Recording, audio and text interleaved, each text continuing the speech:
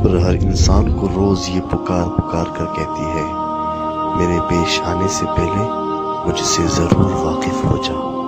میں وہ رات ہوں جو ہر ایک شخص کو پیش آتی ہوں، اور عنقریب تم سب کو پیش آ کر رہوں گی، اور میں نے تم کو اپنے آنے کی اطلاع سے باخبر کر دیا ہے۔ میں خاک کے نیچے سخت اندھیری رات ہوں، پھر میرے اندر آ کر یوں نہ کہنا کہ ہائے میں بھول گیا، ہائے اب میری توبہ۔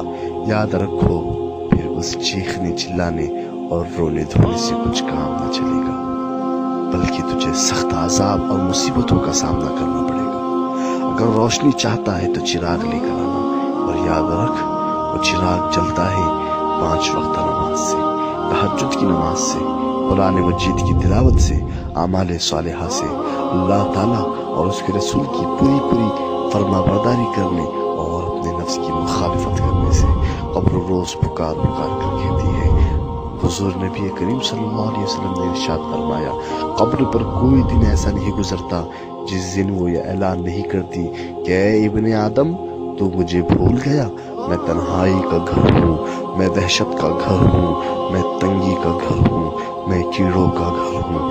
جب مردے کو قبر میں دفن کرتے ہیں تو قبر سے یہ آواز آتی ہے، اے شخص تو کتنا غافل ہے اور بے فکر تھا کہ تو میرے سینے کو ساری عمر بڑی بے دردی سے روندتا چلا جا رہا تھا۔ تو جانتا تھا کہ تیری آخری منزل میں ہوں، یہ کاٹ دے اور میرے اندر کیڑوں کی پناہ گاہیں ہیں۔ میں رنج و تکلیف کی جگہ ہوں، میں وہ ہیبتناک جگہ اور مقام ہوں کہ جہاں صرف اندھیرا ہی اندھیرا ہے۔ لیکن افسوس کہ تو نے کبھی نہ سوچا۔ اور یاد رکھو قبر کہتی ہے، میں ان مرنے والوں کے کفن پھاڑ دیتی ہوں، بدن کے ٹکڑے ٹکڑے کر دیتی ہوں، خون سارا چوس لیتی ہوں، گوشت کھا لیتی ہوں، اور آدمی کے جوڑ